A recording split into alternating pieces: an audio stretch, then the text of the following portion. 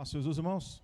Amém. Que a graça do nosso Deus seja com todos os irmãos, em nome de Jesus, fortalecendo, animando, para que possamos servir ao Senhor Jesus até o fim das nossas vidas. Porque foi Jesus quem disse, né, irmãos? Aquele que perseverar até o fim é aquele que vai ser salvo. E existe, né, algo ou alguém que luta e combate contra as nossas vidas para que nós não cheguemos até o fim. A palavra diz que o diabo, ele é o inimigo das nossas almas, né? Então nós temos um inimigo. A nossa luta não é contra a carne nem contra o sangue, mas a nossa luta é contra principados, potestades, ossos espirituais da maldade, o príncipe das trevas desse século. A nossa luta, irmãos, ela é contra esses seres que lutam e batalham constantemente contra as nossas vidas, para que nós não viemos chegar até o fim. Então eles lutam, apostam, se dedicam, não dormem, fazem planos, armadilhas, todos os dias, com apenas uma intenção: aniquilar a cada um de nós, tirar de nós a fé, ou ainda que sejamos salvos, ele lutará para que nós não viemos ser cristãos que dê prejuízo para ele. Porque nós podemos ser cristãos salvos, mas podemos ser cristãos que não dá prejuízo para o diabo tão grande. Porque o diabo, ele quer que todas as pessoas se percam, não é? Mas um cristão fraco na fé, ele não vai dar trabalho no reino das trevas. Um cristão fraco, ele não vai saquear do reino de Satanás almas perdidas. Porque Jesus é quem disse que a vontade de Deus é que todos os homens venham se salvar, que todos os homens venham ao conhecimento da verdade. E Jesus, a palavra diz que ele não vai descer do céu para fazer isso. Ele enviou homens e mulheres, quando ele disse: ide por todo o mundo e pregai o evangelho, ensinando a guardar todas as coisas que vos tenho mandado, batizando elas em nome do Pai, do Filho e do Espírito Santo. Então Jesus, ele deu uma ordem para a sua igreja. E essa ordem, ela só vai ser cumprida se a fé em nossos corações vier a crescer e nós viemos a ser aperfeiçoados. Então, o inimigo das nossas almas luta constantemente ou para nos derrubar ou para enfraquecer a nossa fé. O inimigo das nossas almas, ou ele tenta nos tirar da presença de Jesus, que é todo-poderoso, ou ele quer que nós venhamos, de certa forma, nos tornar pessoas que não venham dar trabalho para ele. Então, irmãos, Jesus, ele nos chamou não apenas para sermos salvos, mas para lutar para que outras pessoas também venham a ser salvas. Mas nós estamos nos últimos tempos, né, irmãos? A palavra vai dizer lá em Tessalonicenses, vamos orar, né? 1 Tessalonicenses,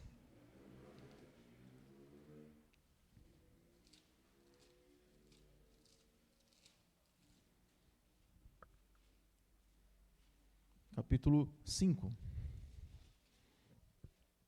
diz assim, vamos orar, né? Senhor Jesus, Deus de infinita graça e misericórdia, o Senhor que pelo seu infinito amor e misericórdia e bondade, nos concedeu, Senhor, a chance de fazermos parte da família de Deus. E hoje podemos fazer parte da sua família, não por mérito nosso, não porque somos dignos, não porque somos santos, mas é a sua graça, a sua infinita graça que nos permitiu fazer parte da sua família. Ajuda então, Senhor, nossos corações a serem agradecidos ao Senhor, por tamanho presente que o Senhor nos concede, de sermos chamados filhos de Deus. Ajuda-nos, Senhor Jesus, que possamos dedicar a nossa vida ao Senhor, possamos dedicar nossa vida ao Teu serviço, para que nós, Senhor Jesus, como homens e mulheres transformados pela Sua palavra, pelo Seu Evangelho, que todas as pessoas possam reconhecer o Senhor em nossas vidas. Abre o nosso coração para que possamos ouvir, compreender a Sua palavra, em nome do Senhor Jesus. Ministra em nossos corações, em nome de Jesus. Amém. 1 Tessalonicenses, irmãos, capítulo 5, versículo 1, diz assim. Todos acharam? Mas, irmãos, acerca dos tempos e das estações, não necessitais de que se vos escreva, porque vós mesmos sabeis muito bem que o dia do Senhor virá como ladrão de noite. Então é lógico, né, irmãos, que o que significa o dia do Senhor? O dia do Senhor está falando do quê? O dia do Senhor está falando do dia da volta dele. O dia da volta de Jesus vai voltar um dia, né, irmãos? E a volta de Jesus, ele está dizendo que é chamado de o dia do Senhor. O dia do Senhor, ele virá como um ladrão. Lógico que Jesus não é ladrão, mas é uma metáfora para ensinar a cada um de nós, através dessa metáfora, que um ladrão, ele não manda um WhatsApp para você e diz, olha, hoje à noite estou passando lá para roubar sua casa. O ladrão faz isso? Não, né? Ele não avisa, só, estou chegando aí lá por volta da 1h da manhã, deixa a porta destrancada, porque eu vou entrar, vou levar a televisão, vou levar o que você tiver lá, tá bom? Não, o ladrão não faz isso. O ladrão, ele chega sem avisar, chega de surpresa. Ninguém sabe o dia nem a hora que isso pode acontecer. Tem dia que você sai de casa e fala, está tudo bem, aí a pessoa vai lá e a pessoa é assaltada. Acontece, né? Infelizmente, nesse mundo. Então ele usa essa metáfora de que Jesus virá como ladrão. Então a gente não sabe nem o dia e nem a hora. Aí o versículo 3, como é que diz, irmãos? Todos juntos. Pois, quando disserem a paz e segurança, então lhes sobrevirá repentina, como as dores de parto, aquela que está grávida, e de modo nenhum escaparão. De modo nenhum. Então, irmãos, aqui Jesus está dando um outro discernimento, outro entendimento, em que as pessoas neste mundo, haverá dentro delas o seguinte sentimento: a paz e segurança. Olha o que está escrito. Quando disserem a paz e segurança, então lhes sobrevirá repentina destruição. Então, a volta de Jesus, irmãos, ela precede de um momento que nós precisamos entender, para nós também não cairmos nisso que Jesus está dizendo. Então, Jesus, ele vai voltar um dia. Ou ele vai vir nos encontrar, ou nós vamos se encontrar com ele. Ou ele volta, ou a gente parte desse mundo, uma coisa ou outra. Mas a mensagem de Jesus é, versículo 4, irmãos. Mas vós, irmãos, já não estáis em trevas, para que aquele dia, que dia? A volta de Jesus, para que aquele dia vos surpreenda como ladrão. Versículo 5, irmãos, todos juntos.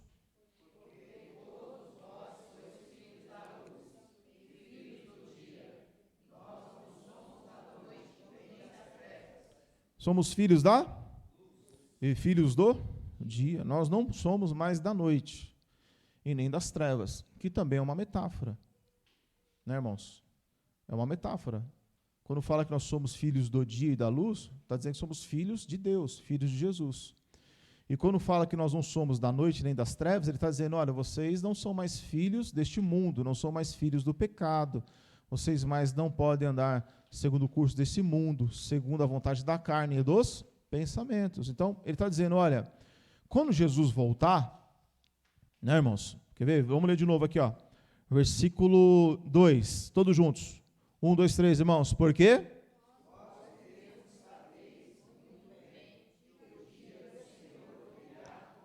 De novo, irmãos. 1, 2, 3. Espera aí, de novo, irmãos. Vamos juntinho, de novo. Lá. Porque vós mesmos sabeis.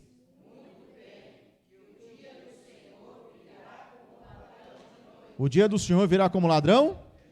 Agora leia o versículo 4 de novo, irmãos.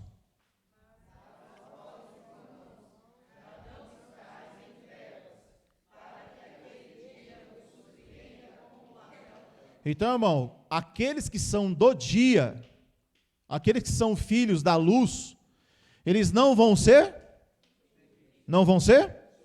surpreendidos. Por quê? Eles são filhos do dia.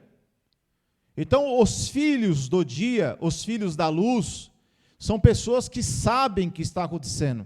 Sabem, têm discernimento. Quem está nas trevas e na noite, não discerne absolutamente nada. Versículo 5, irmãos. Porque todos vós sois filhos da luz e do dia, e nós não somos da noite, nem das trevas. Versículo 6, todos juntos. Não durmamos, pois, como os demais, não, mas vigiamos, sejamos, não durmamos. Amém, irmãos? Então, você que está com sono aí, já lava o rosto. Não durmamos, pois. É sério, irmãos. Né? Vigia, irmão. Não durmamos, pois, como os demais, mas vigiamos e semos sóbrios. Eu tenho que ser sóbrio. Eu tenho que vigiar. Eu tenho que ser sóbrio. Não dormir. Dormir aonde? Não dormir na luz. Não dormir no evangelho.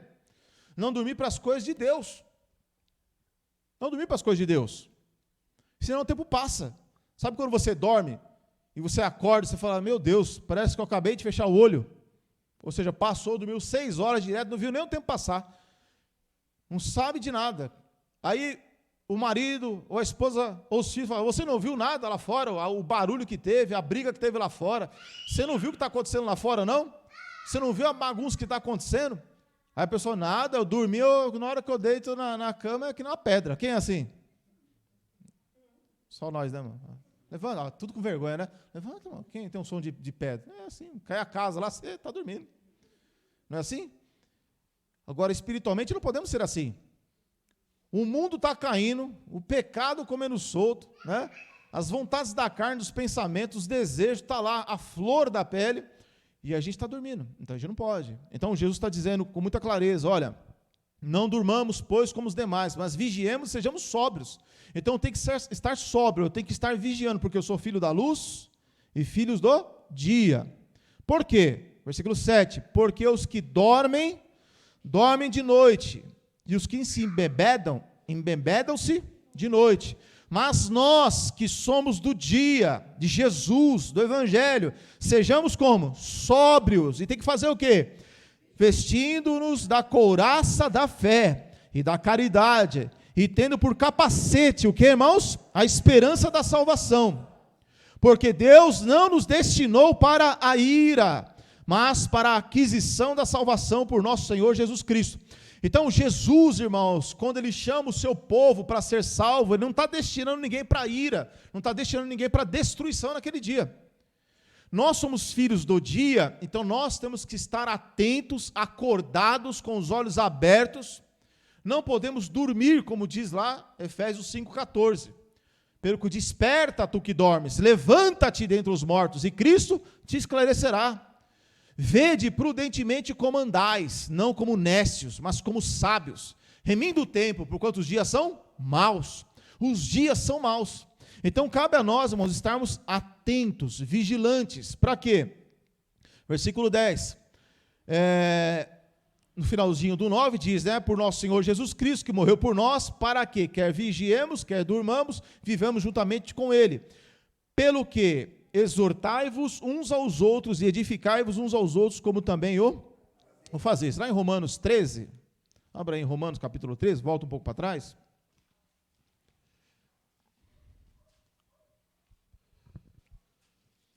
Romanos capítulo 13. Então, irmãos, Jesus Cristo,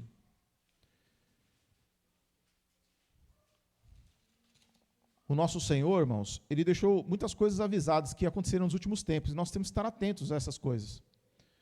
Porque a gente vê todos os dias, irmãos, é cada coisa que vai acontecendo no mundo, cada coisa.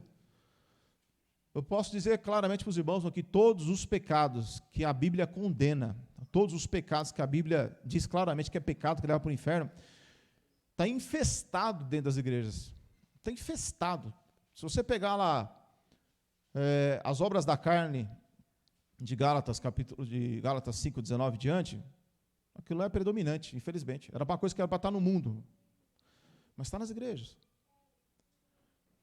1 Coríntios 6, pecados graves, isso acontece nas igrejas.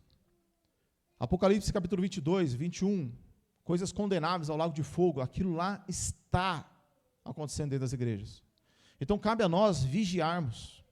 Somos filhos do dia, da luz, temos que estar vigilantes. Por quê? Olha que mensagem que o apóstolo Paulo nos ensina, versículo 11. Romanos 13, versículo 11 diz: E digo isto, conhecendo o tempo, que já é hora de despertarmos. Fala para o seu irmão do lado, desperta do sono aí, meu irmão. Olha no olho dele, vê se está vermelho. Já dá uma chacoalhada, fala, acorda, meu irmão.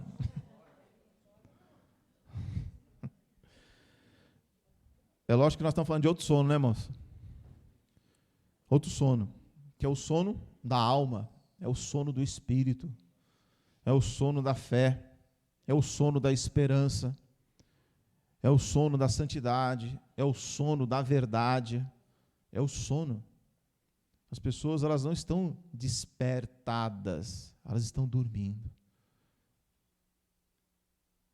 Eu não vou perguntar, mas você não precisa levantar a mão, tá? Só se tiver muita coragem, mas você levanta. Acordar de manhã, sabe, quem dá trabalho assim, de acordar de manhã, dá muito trabalho, sabe? Sabe, a mãe tinha que ficar lá balançando.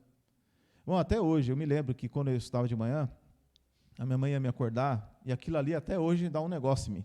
Se a minha esposa fizer, eu já lembro na hora. A minha mãe falava assim, William, e balançava assim, William. Aquilo ali já, sabe, dá uma irritação, né? Só eu que era assim, ou tem mais gente? Só eu sou carnal, aí tem mais irmão. Então, veja, irmãos, às vezes, espiritualmente falando, você chacoalha uma pessoa. Você fala da palavra, fala do evangelho, você quer despertar, mas a pessoa gosta daqueles 5 minutos, né? Vou colocar mais 5 minutos, né? Aí dá lá mais 5 minutos, ou seja, a pessoa, eu estou falando espiritualmente falando, tá, irmãos? Amanhã pode botar os 5 minutos lá, não tem nada não.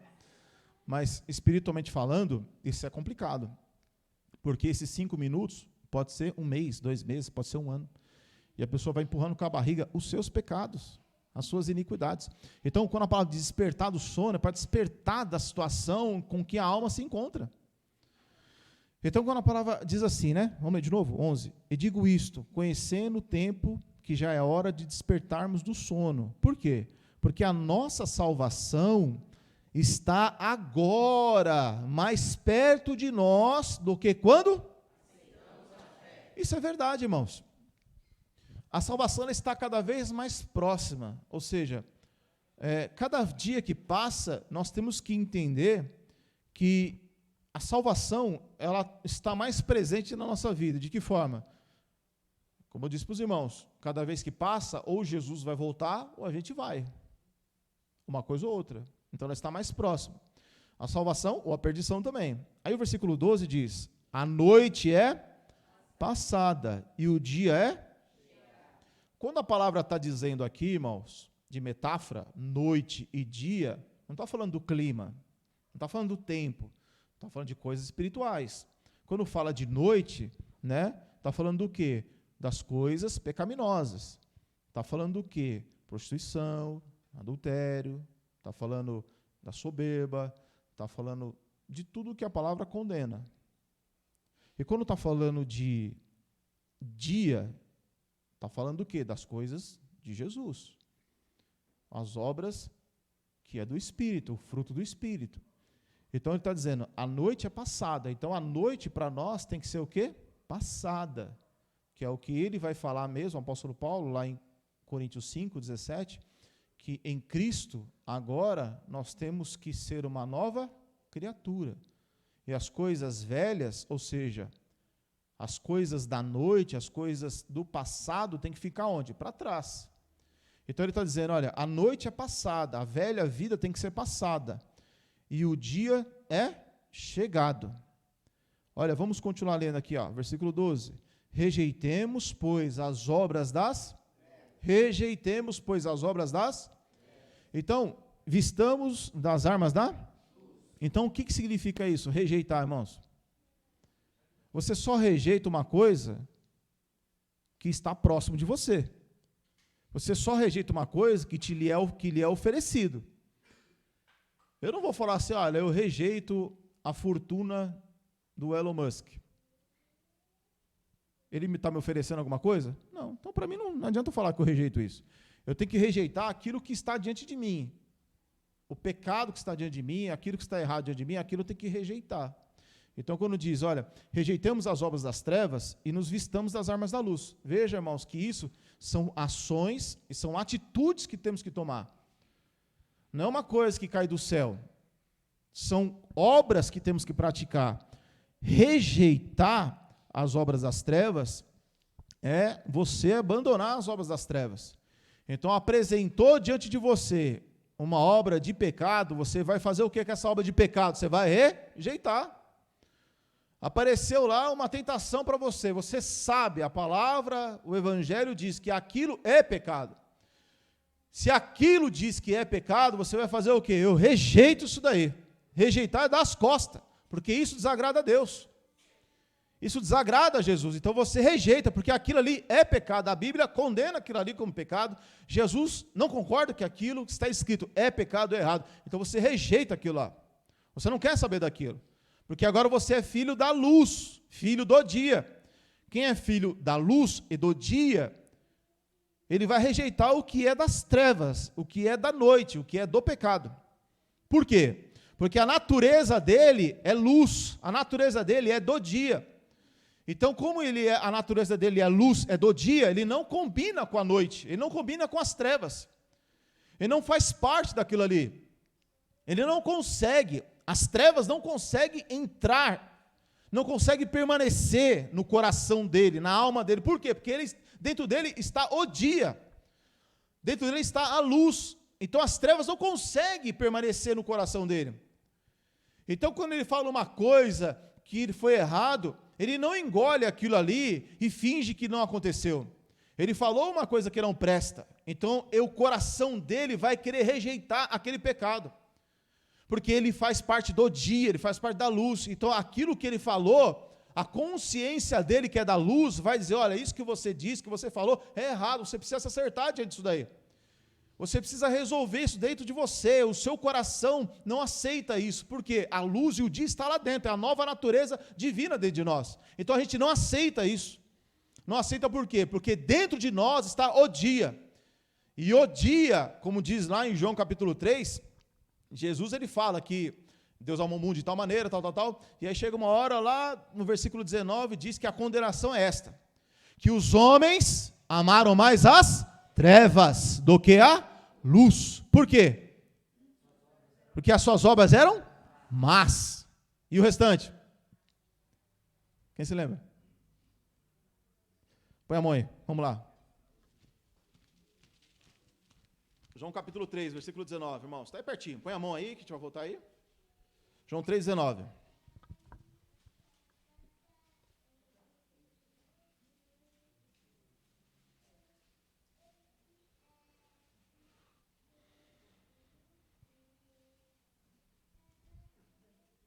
Todos acharam?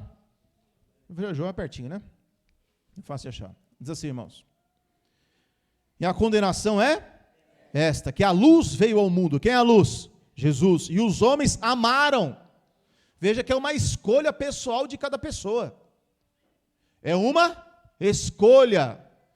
Presta atenção, irmãos. Eu e você é quem decide quem devemos amar. É eu e você, no final das contas, que vamos decidir se amamos a luz ou se amamos as trevas. Se amamos Jesus ou se amamos o diabo. Se amamos o Espírito Santo ou se amamos Satanás. No final, é a gente que vai decidir. No final das contas, é a gente que vai decidir. Isso vai ser uma decisão pessoal. Não vai depender do esposo, da esposa, dos filhos, não vai depender de ninguém da igreja, é uma decisão sua, pessoal. Se eu e você vamos amar a verdade ou vamos amar a mentira.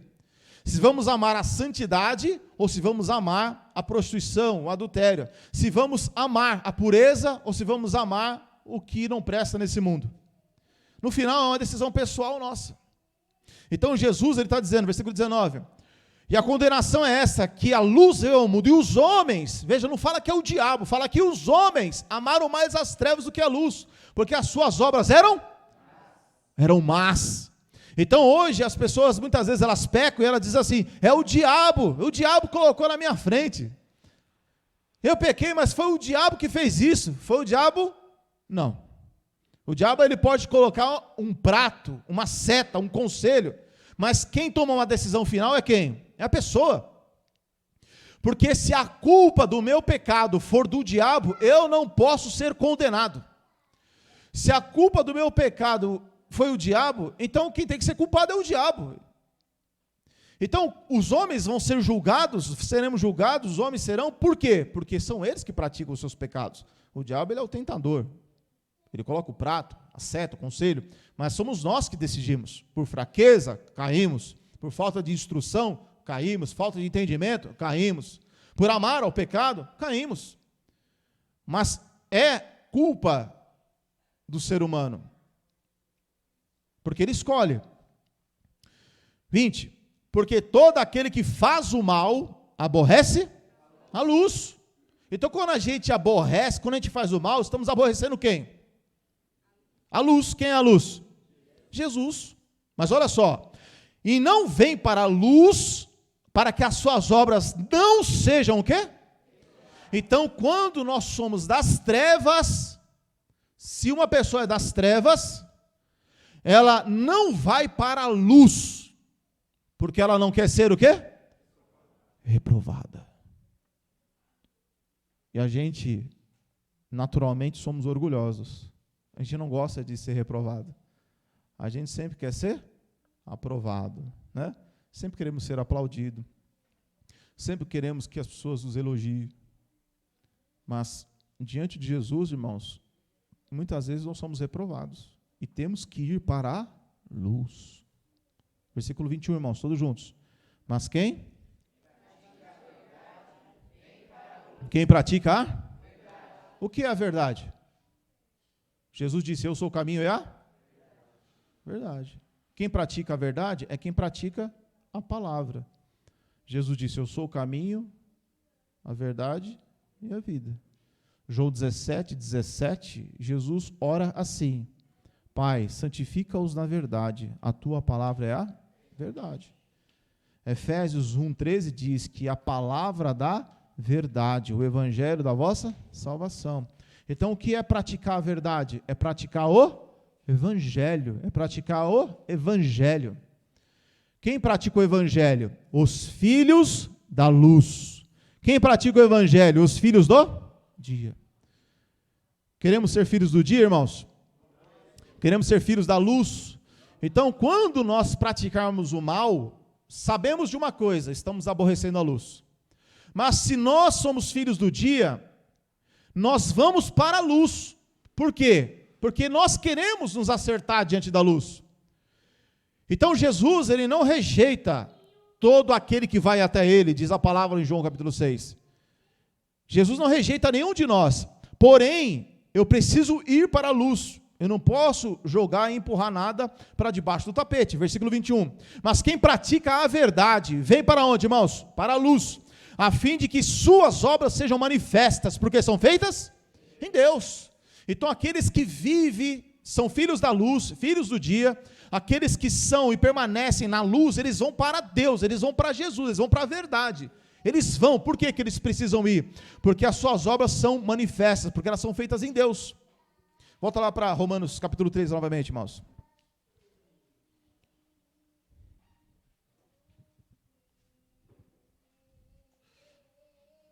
Versículo onde mesmo? Versículo 12, né? 13 e 12. Como é que diz aí, irmãos? A noite é A noite é? E o dia é chegado. Rejeitemos, pois, as obras e vistamo-nos das armas. Versículo 13, irmãos, todos juntos.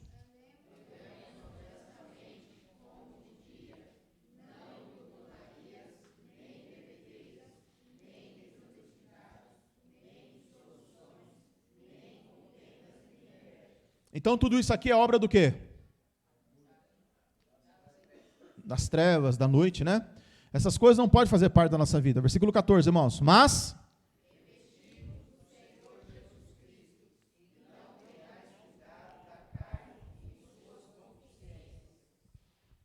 veja só, irmãos. A palavra diz para revestirmos a nossa vida. Jesus vai voltar, irmãos, e quando ele voltar, a palavra diz que ele espera de cada um de nós, Efésios 5 vai falar isso, que Jesus quer nos lavar, porque ele quer encontrar uma igreja santa, pura, imaculada, sem ruga, sem mancha e coisas semelhantes.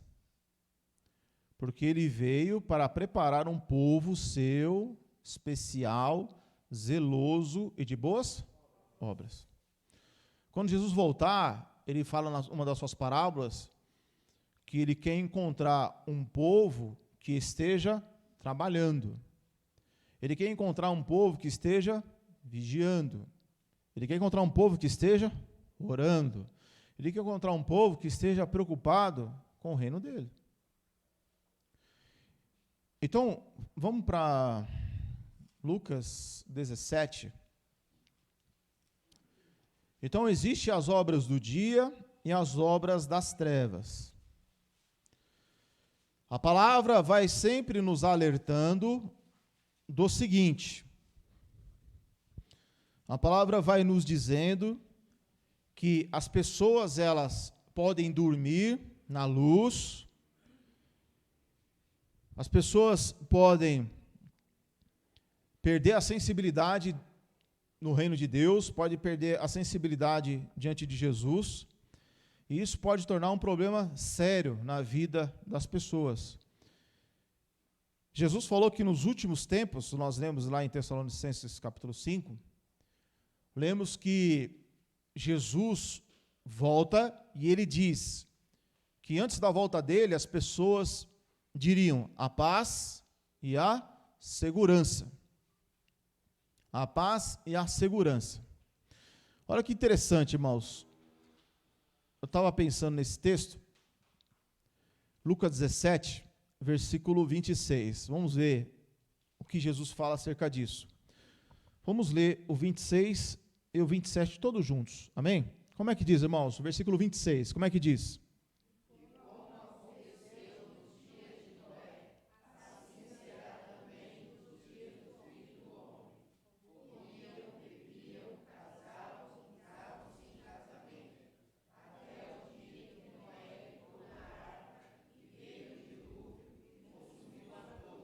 Consumiu?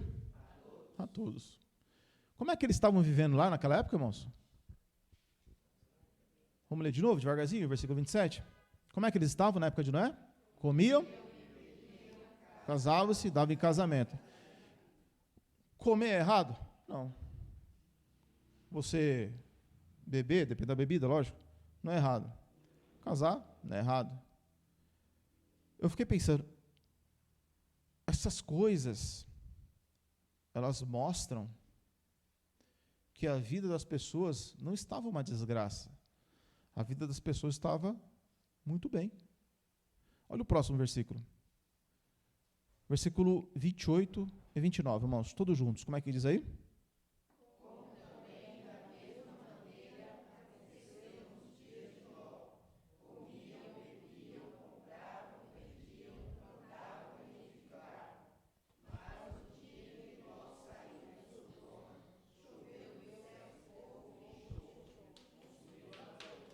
Versículo 30, irmãos, como é que diz?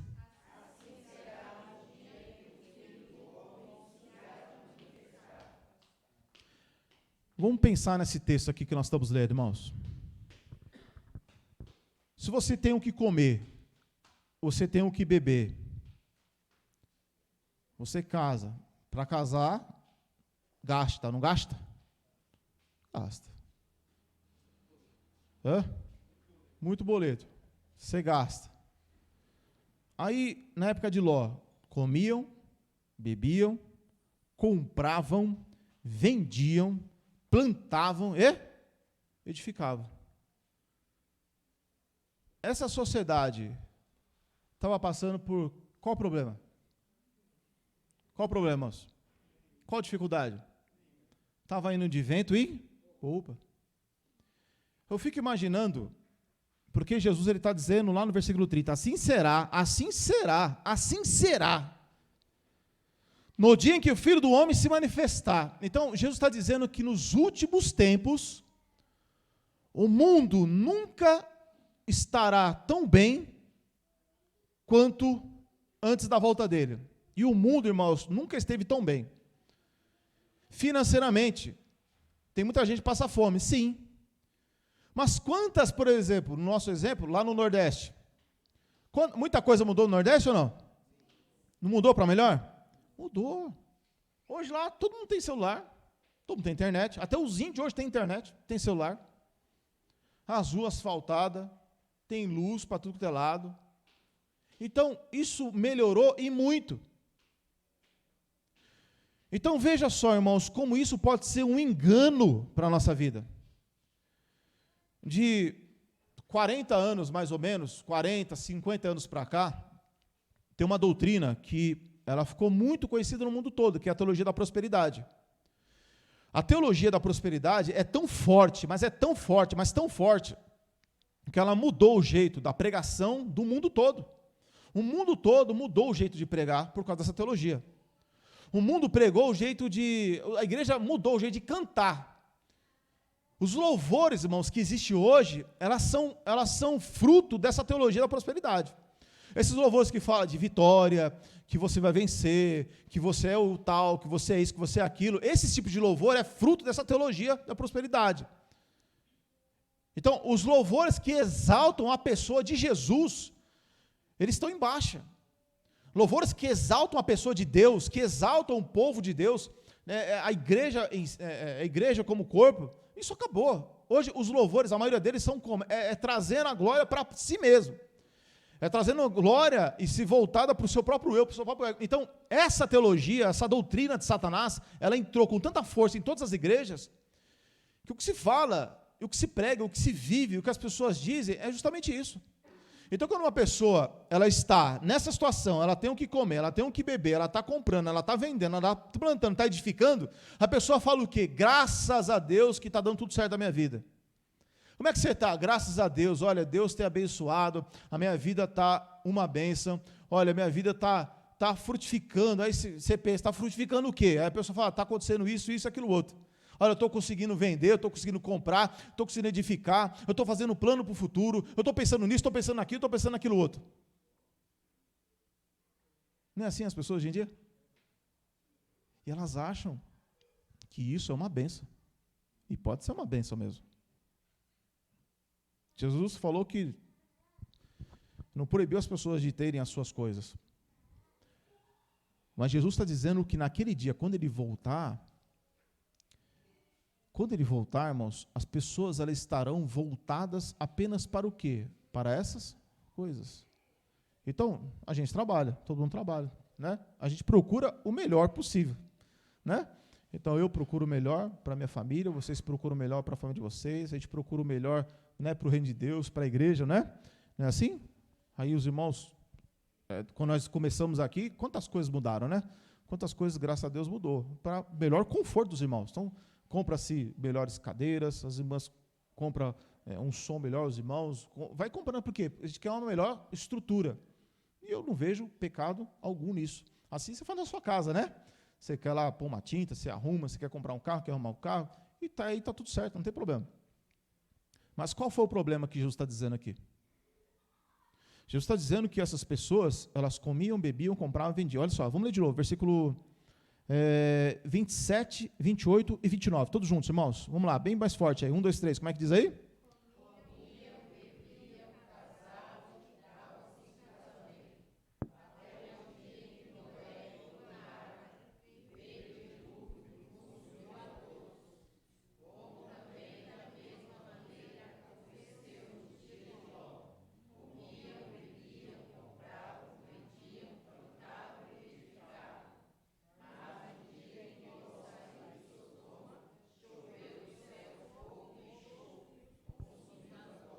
Então, tudo estava dando certo aonde?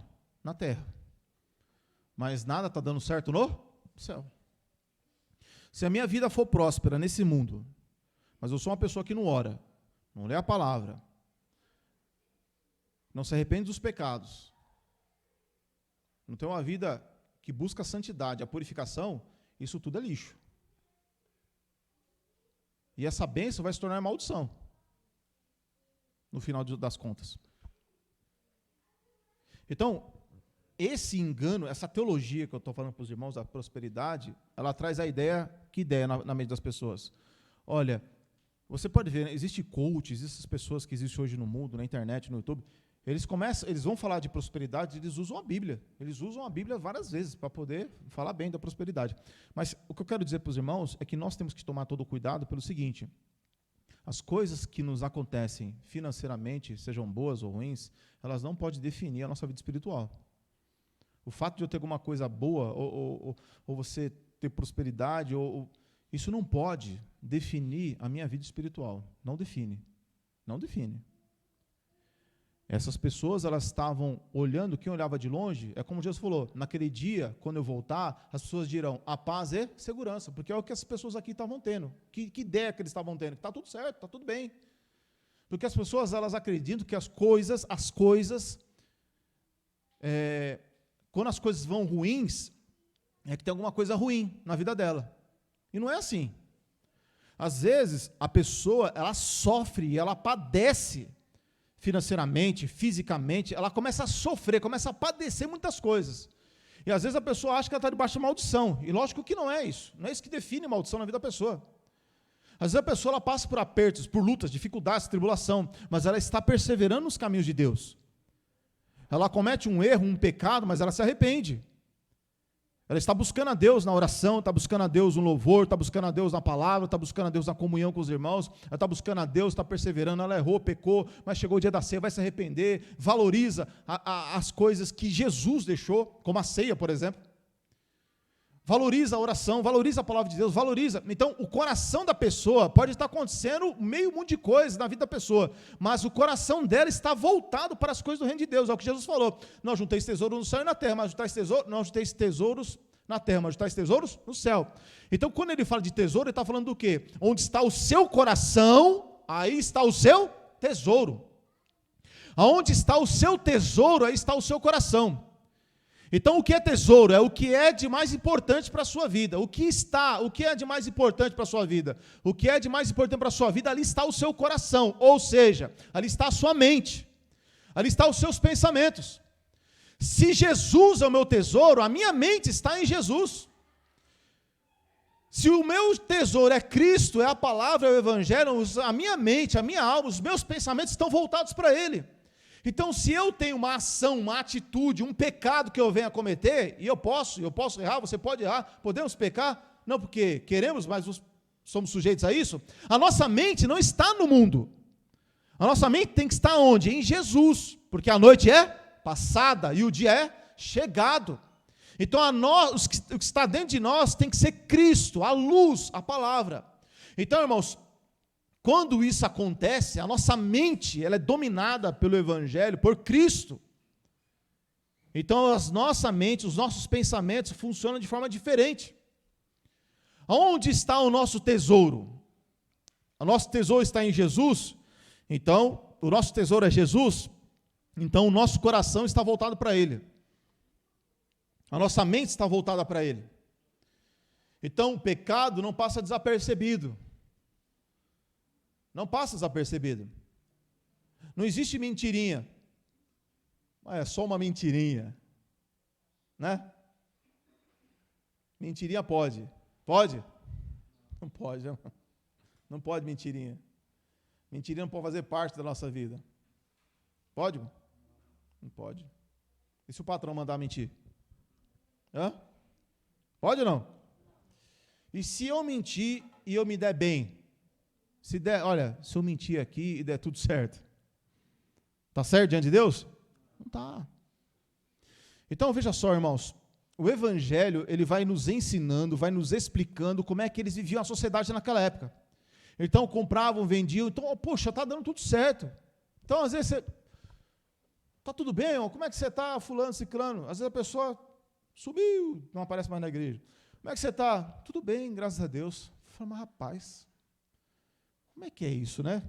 Eu penso, como é que pode? A pessoa não vem mais para a igreja e a pessoa está bem.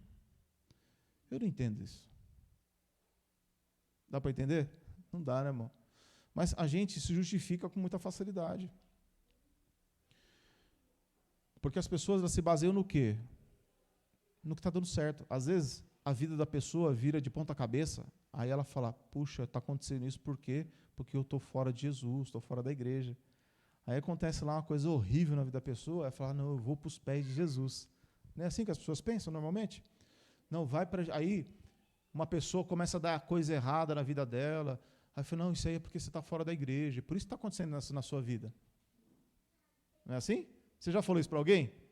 Já falou? Já ou não? Ó, está dando errado porque você... Né, você não tá... Agora, e quando a pessoa, a vida dela está indo de vento em popa? E quando a pessoa, irmão, a vida dela está indo bem? A pessoa ela já não serve a Deus, esqueceu da igreja, esquece da ceia, esquece da palavra, não ora, não lê, peca, não se arrepende, mas exteriormente tudo está funcionando. Jesus está dizendo que naquele dia vai ser mostrado e provado que o que está dando certo na terra não está dando certo no céu. Então a minha preocupação tem que ser qual? Vai para Lucas 12, irmãos, que o horário, arrumaram o relógio ali, né? Lucas 12. Irmão, você quer dar certo na terra ou no céu? Aí você fala, nos dois. Nos dois, né? Mas, se der errado na terra, o importante é você estar bem no céu. Se der certo no céu e na terra, glória a Deus, né? Hã? Aí é lucro, você já está. Agora, se der certo na terra e não der certo no céu, irmão, aí é um problema sério. As igrejas lá de Apocalipse, a palavra diz que, se eu não me engano, a igreja de Esmirna, Jesus começa dizendo assim para aquela igreja, olha, Esmirna, você tem cara de que vive, mas você está morto. Está morto. Então, diante da sociedade, as pessoas elas riem, elas brincam, né? Tira foto, né? Tira foto que está tudo bem, que está uma alegria, está uma felicidade, mas aquilo ali é o quê? Aquilo é uma mentira, porque a pessoa ela está morta nas suas ofensas e seus pecados. Então, irmãos, Jesus, vamos ler o texto aqui, irmãos. Lucas capítulo 12, versículo 13, diz assim, ó. E disse-lhe um da multidão, mestre, diz a meu irmão que reparta comigo a herança. Mas ele lhe disse, homem, quem me pôs a mim por juízo ou repartidor entre vós? E disse-lhes, acautelai-vos e guardai-vos da avareza. O que é avareza, irmão? Avareza. Quem sabe o que é avareza? Hã? Acautelai-vos e guardai-vos da avareza. O que é uma pessoa avarenta? Jesus falou, não podeis servir a dois senhores. Não podeis servir a Deus e não pode servir as riquezas. A avareza, irmão, em Efésios, vai dizer que é um tipo de idolatria. O que é a avareza? A avareza é quando o coração da pessoa, Jesus falou, onde está o seu coração, aí está o seu tesouro. Quando o nosso coração só pensa em trabalho, só pensa em ganhar dinheiro, só pensa em se dar certo nessa vida, e esquece de Jesus, só pensa nas coisas de baixo, é uma pessoa avarenta. E todo avarento é idólatra. E todo idólatra está condenado ao lago de fogo. O apóstolo Paulo ele fala uma passagem muito difícil para os dias de hoje, que é lá em Timóteo 6. E Paulo ele fala uma coisa muito dura, porque ele diz assim, tendo que comer e com o que se vestir, com o que nos cobrir, estejamos com isso contentes. Eu pergunto, irmãos, a gente fica contente? A gente não fica contente. Essa é a verdade do dia de hoje. A gente não fica contente. Então, a gente precisa reconhecer que existe algo dentro de nós que muitas vezes busca as coisas desta vida e deixa as coisas de Deus de lado. E isso se torna um problema. Jesus falou que temos que estar atentos e vigilantes. Por quê? Porque naquele dia, irmãos, naquele dia vai ser um chororô tão terrível. Vai ser gente chorando, arrependida, mas aí já vai ser tarde. Então hoje é o tempo em que podemos garantir a salvação dada pelo próprio Senhor e Salvador Jesus Cristo. Então veja, versículo 15 de novo. E disse-lhes, acautelai-vos e guardai-vos da avareza. Por quê? Porque a vida de qualquer não consiste no quê? Na abundância que possui. Eu não posso pensar, olha, as coisas estão indo muito bem na minha vida financeira. Então, obrigado, Deus, porque o Senhor me abençoou. Agradeça sempre a Deus, mas não é isso que define a vida dentro de mim. O que define a vida dentro de mim, o que é que define Jesus dentro de mim, são as minhas ações, as minhas atitudes. Se eu sou um cristão, presta atenção, irmão, se eu sou um cristão, que eu só pego a Bíblia para ler de domingo, se você vem todo domingo, eu só lembro da Bíblia no dia que eu venho para a igreja, aí é um cristão meia tigela. E é mesmo. Se eu lembro da Bíblia, irmão, só Deus sabe quando, que tipo de amor está no meu coração. Onde que está o meu tesouro? Então, o que Jesus falou é muito sério. Onde está o seu coração, está o seu tesouro. Ou seja, onde é que está a sua mente? Então, onde é que está a nossa mente? Se a nossa mente está em Jesus, então a nossa mente ela vai buscar Jesus. Não estou falando que todos os dias... Não, às vezes, você não pegou na Bíblia hoje, mas a pregação que foi feita... A pregação que foi feita, ela não foi feita na beira do caminho. Lembra da parábola do semeador? A semente que caiu na beira do caminho é aquele que ouve a palavra. E não entende, mano. Mateus 13, parábola do semeador. Né? Bem, irmão, deixa eu logo ser sincero com os irmãos. Às vezes eu peço para os irmãos abrir um texto no Novo Testamento. E tem irmão que vai lá para o Velho Testamento. Aí eu fico olhando e falo, meu Deus, está certo isso não. Isso mostra a falta de prática, de busca, de leitura. A nossa mente ela precisa se voltar mais para Jesus, mais para o Evangelho. Por quê, irmãos?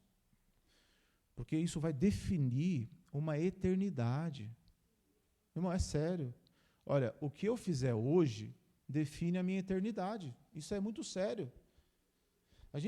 Vamos ler aqui, não é nem esse texto que eu queria ler, falar sobre isso, mas não vai dar também para a gente ler por causa do horário. Mas os irmãos conhecem, quando fala do rico e fala do Lázaro. Lembra? Está até aqui em Lucas, não está? Hã? Então. Acha aí, irmão. Vamos continuar. Não, continua vocês aí. Lucas 12. Lucas 12, vamos continuar lendo aqui. O Osli acha ali o texto para mim. Lucas 12, 16, irmãos, diz assim, Lucas 12, 16. E propôs uma parábola dizendo, a herdade de um homem rico tinha produzido com, olha que bênção, já pensou, irmão, produzir com abundância, começar a cair dinheiro na sua conta, olha só que coisa maravilhosa, puxa, eu amo esse governo, eu amo o meu presidente, porque agora ele me deu um bolsa, sei lá o quê, e está me abençoando, e eu agradeço a Deus, e está dando tudo certo, e que bênção, e glória a Jesus. Está tudo certo, está tudo dentro da lei, está tudo certinho, então receba, né? Como diz o ditado. Ótimo, está tudo certo. Mas, veja que Jesus está dizendo que a nossa vida não consiste naquilo que possuímos. Porque no dia que tem, louvado seja Deus, e no dia que não tem? louvado seja Deus também.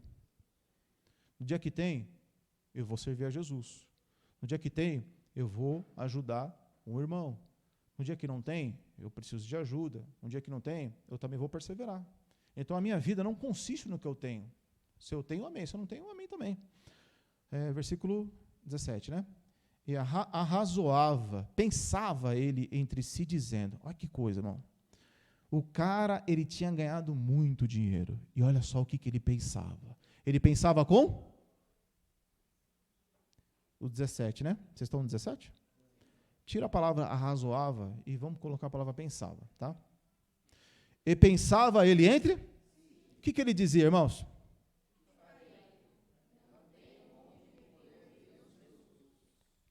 E disse,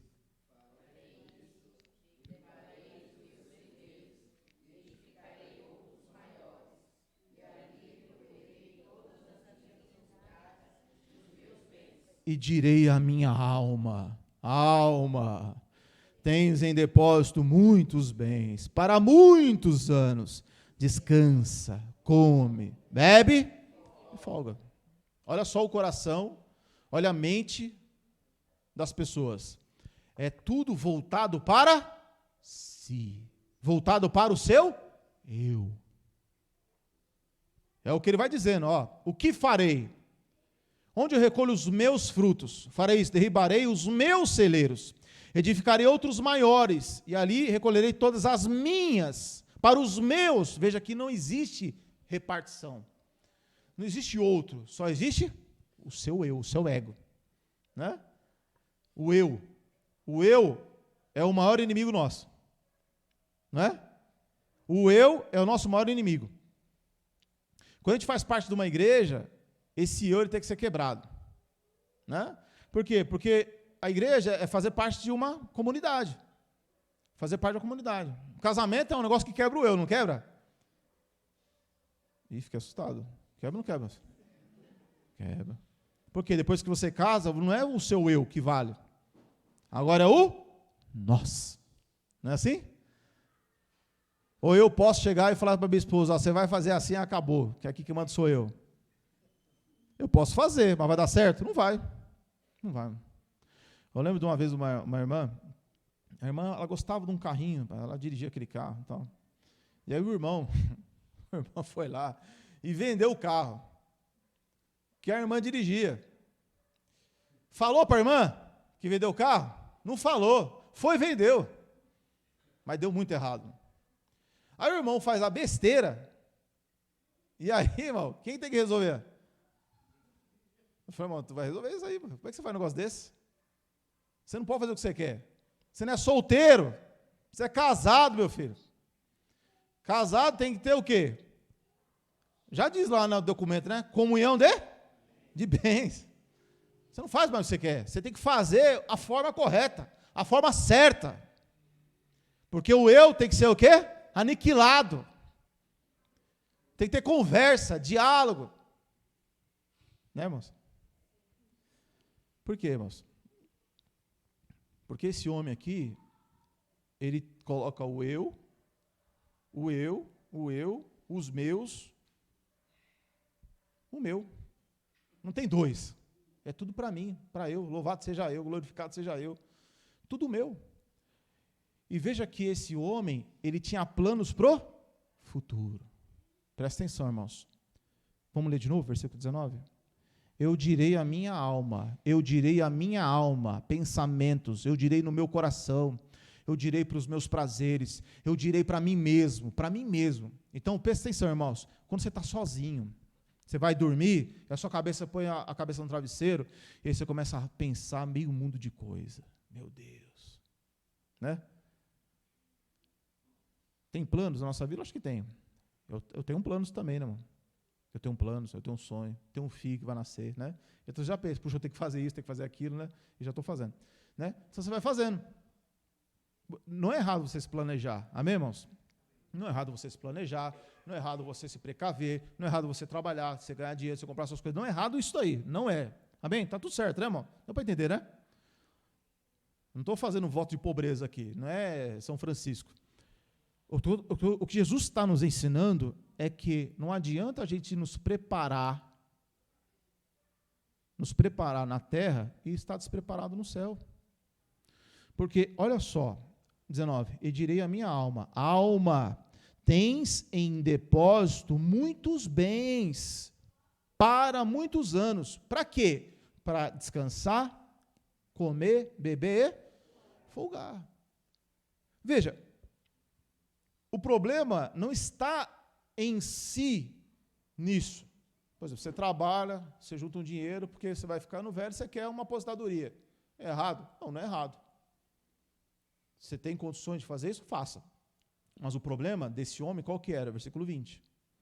Mas Deus lhe disse. O que Deus disse?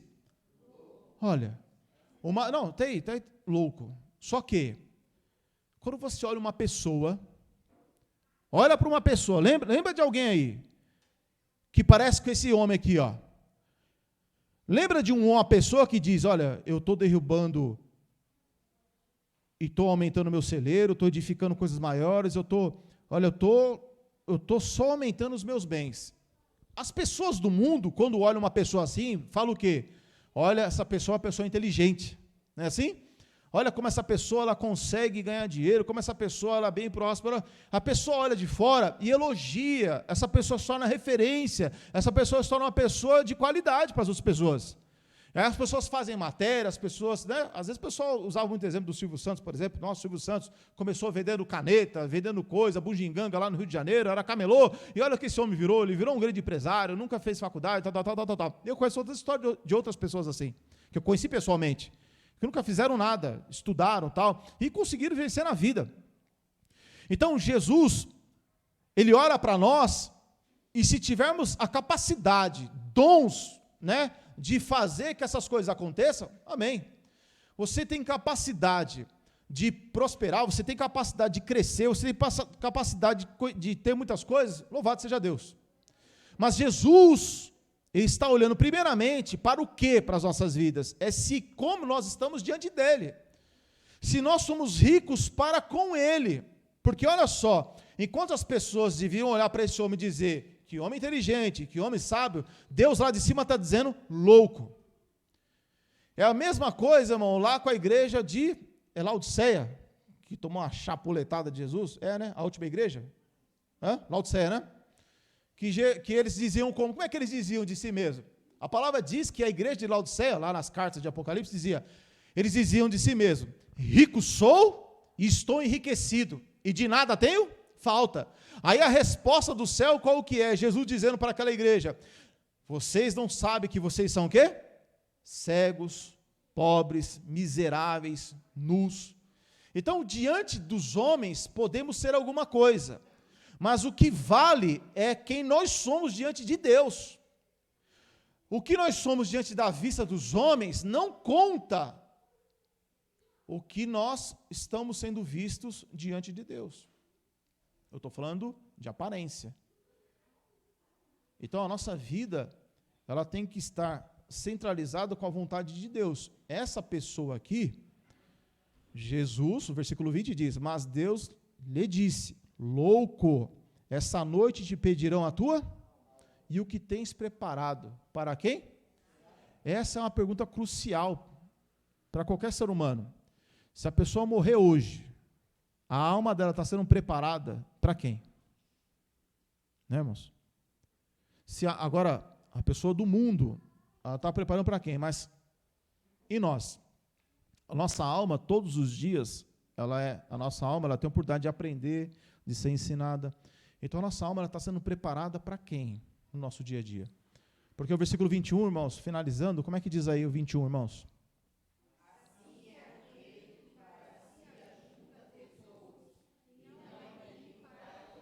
E não é rico para com Deus. É lógico que ninguém aqui está pensando em ser rico, né, irmão? A gente não... Eu vou tirar logo a esperança dos irmãos, a gente não vai ser rico, né, irmão? A gente pode ter uma vida melhor, mas rico, esquece. Né?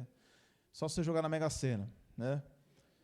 Às vezes o pessoal fala assim, um dia eu vou ser bilionário, porque no dia que eu ganhar na Sena, mas você joga na Sena? Nunca joguei, e nem vou jogar, então não tem jeito, né, irmão? Mas, irmãos, a palavra diz que nós temos que vigiar, que nós temos que estar atentos a noite é chegada, as trevas, elas chegam, e nós temos que vigiar. Por qual motivo, irmãos? O diabo ele não perde tempo, o diabo ele quer ganhar terreno, ele quer ganhar espaço, ele quer destruir com a nossa vida. Então, veja só, eu preciso trabalhar nesse mundo, eu preciso ter minhas coisas, eu preciso vencer na vida, tal, tudo isso daí.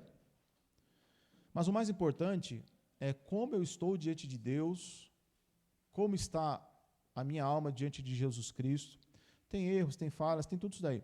Mas mesmo com erros e falhas, eu busco, você busca, nós buscamos a Deus, buscamos nos enquadrar diante da palavra de Jesus.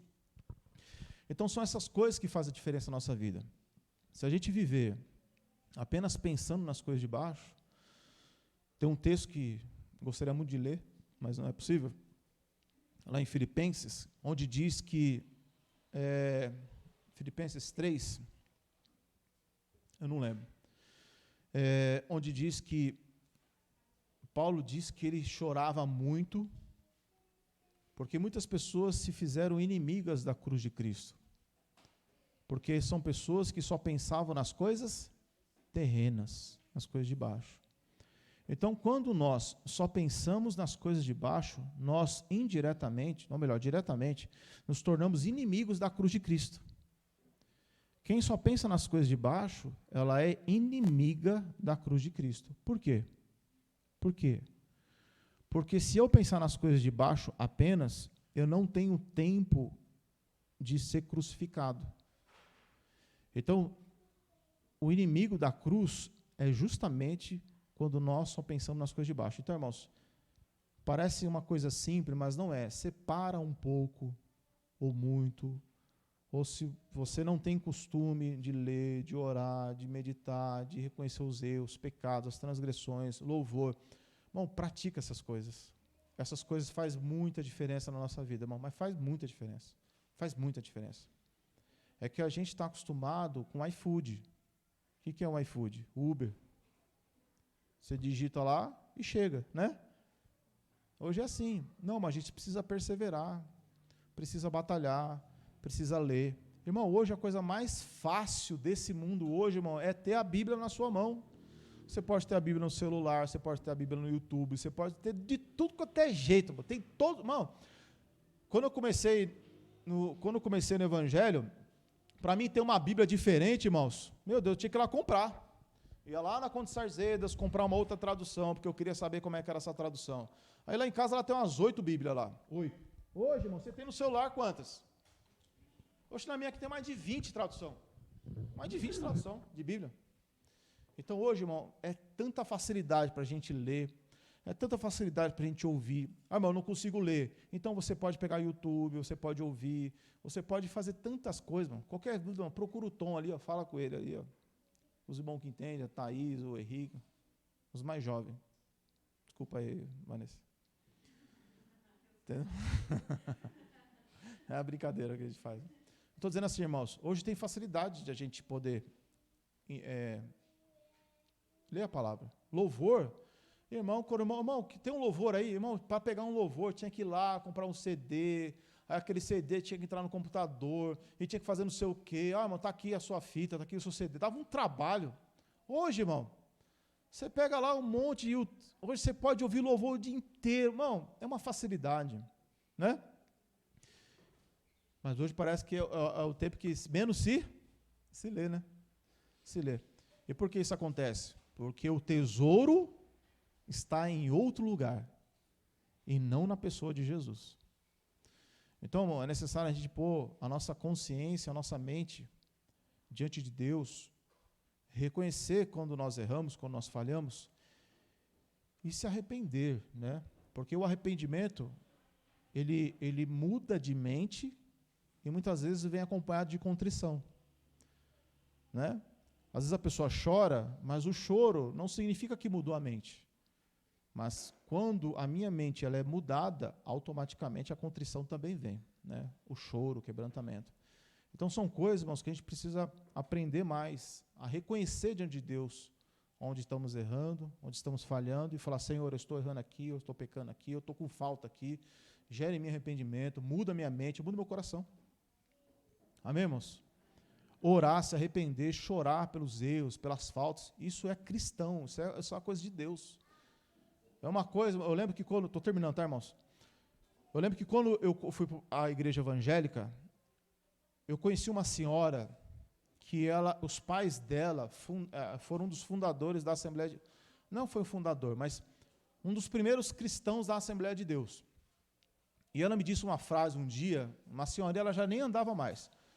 E aí ela me disse algo que me marcou, logo no início. Ela dizia assim, que todo cristão, quando ia para a igreja, todo cristão que ia para a igreja, tinha duas coisas que não podia faltar. Uma era a Bíblia e a outra era um lenço. Porque todo culto havia quebrantamento. As pessoas choravam no louvor, choravam na oração, choravam na pregação.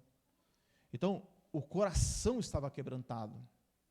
Então, Deus falava no louvor, Deus falava na pregação, a pessoa sentia a correção, a espada do evangelho entrando, e de uma certa forma gerando uma tristeza, e aí a pessoa que quer e queria fazer a vontade de Deus, ela chorava porque ela se encontrava em falta diante de Deus, mas ela não encontrava a condenação, ela encontrava o refrigério, o amor, o consolo de Deus. E aquilo me marcou na minha mente. Falei, realmente, né? Porque se for pensar bem, cada culto nosso, ele deve ser algo tão forte no nosso coração, né? Que tem que levar a gente a isso. Independentemente, irmãos, se vai ser eu que vou pregar, outro irmão vai pregar, o irmão que vai louvar, outro irmão que vai louvar. Se o nosso coração está aberto, irmão, o Espírito Santo ele fala, né?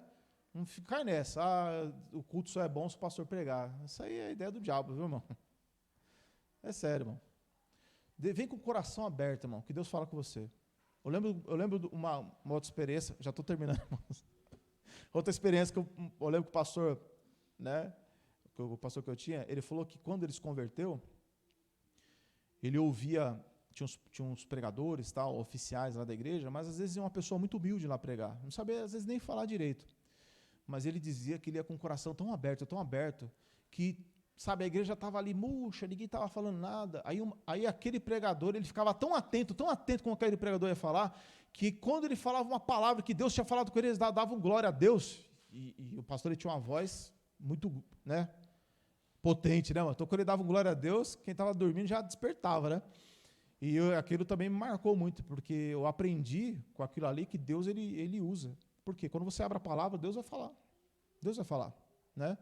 E aí aquilo ali fez com que ele ficasse mais atento. Então, irmãos, Deus ele quer quebrantar, falar conosco, mas a gente tem que estar com o nosso coração quebrantado, tem que estar aberto. Amém? Vamos orar, agradecer ao nosso Senhor Jesus Cristo.